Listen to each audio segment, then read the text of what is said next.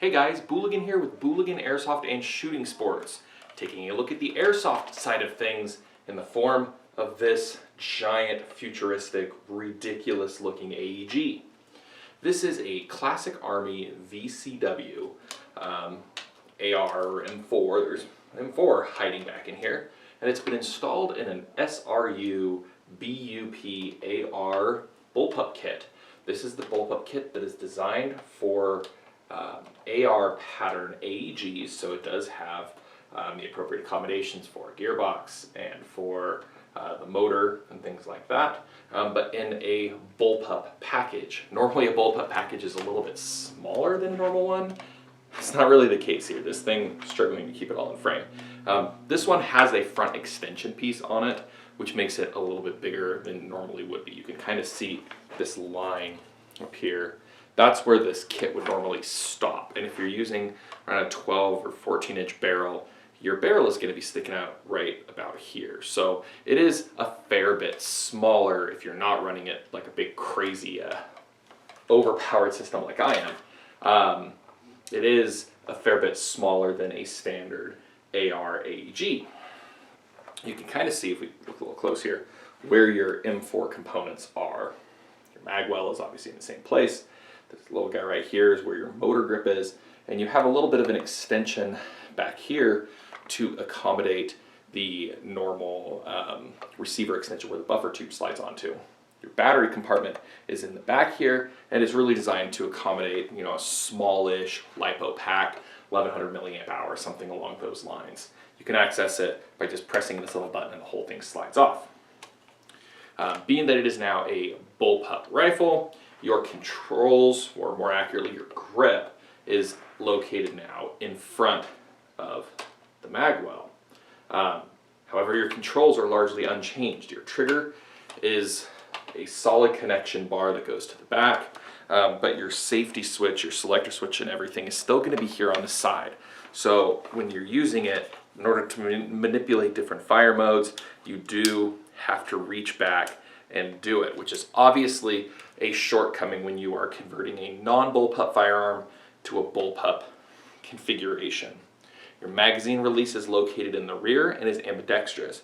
You can either grab your magazine and press this button here, releasing it, or if you are shooting it left-handed, you can do the same. There's a release there as well.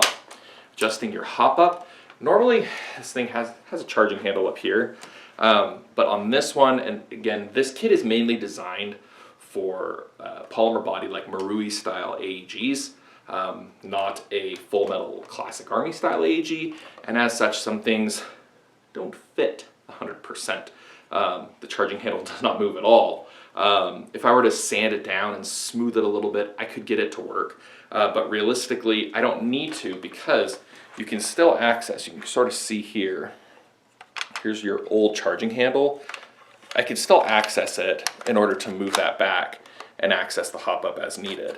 And this gun, if I recall correctly, has a functional bolt catch. However, accessing that bolt catch is now a little tricky.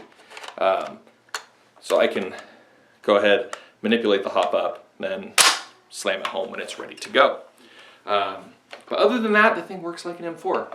With the Bullpup conversion, you do have a little bit of an elevated top rail here. The front extension continues that piece, so you have a lot of rail surface on the top as well as on the sides.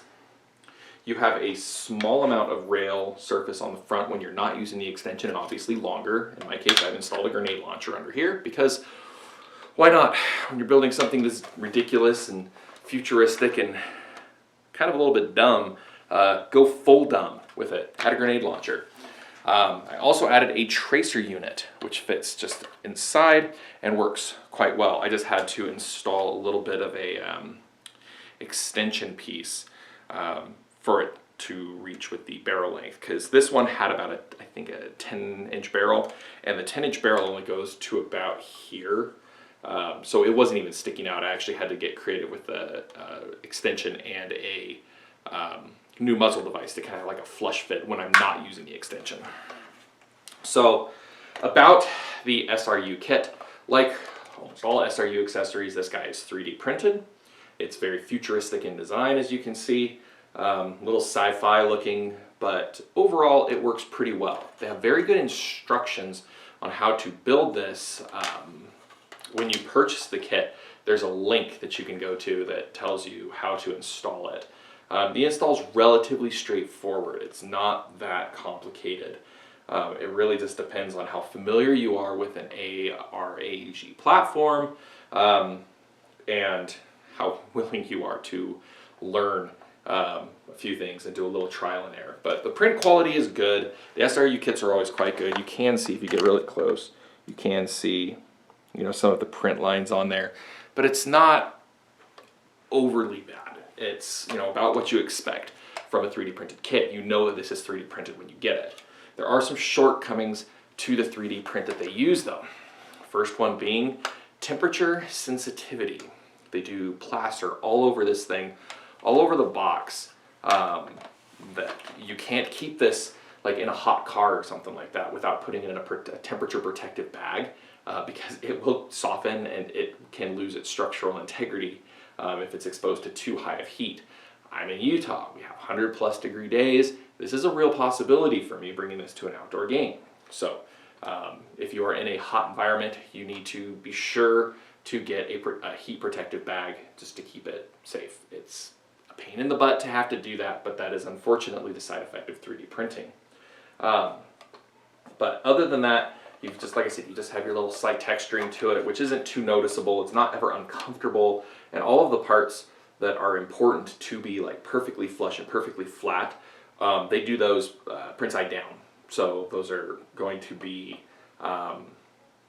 very, very smooth because they're going against the base, whatever you want to call that part. I'm not too up to date on 3D printing terminology. But yeah, I like this.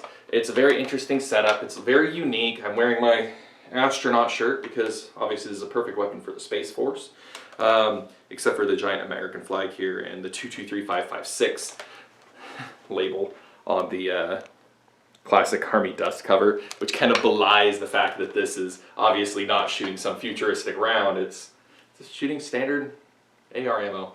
But in this case, again, an Airsoft replica. They all shoot 6mm. So if you're looking for something a little futuristic, a little interesting, and definitely unique on the field, I always like to refer people out to SRU because all of their 3D printed kits are all really, really unique. You're not going to get anything normal or boring out of these. So I always say this, but we stay tuned. We have some more interesting things coming up in the channel, some more interesting projects in the work, both real firearm and airsoft, and would be impossible without you guys watching. So always appreciate you guys checking out the channel, seeing what we're doing, and see you next time.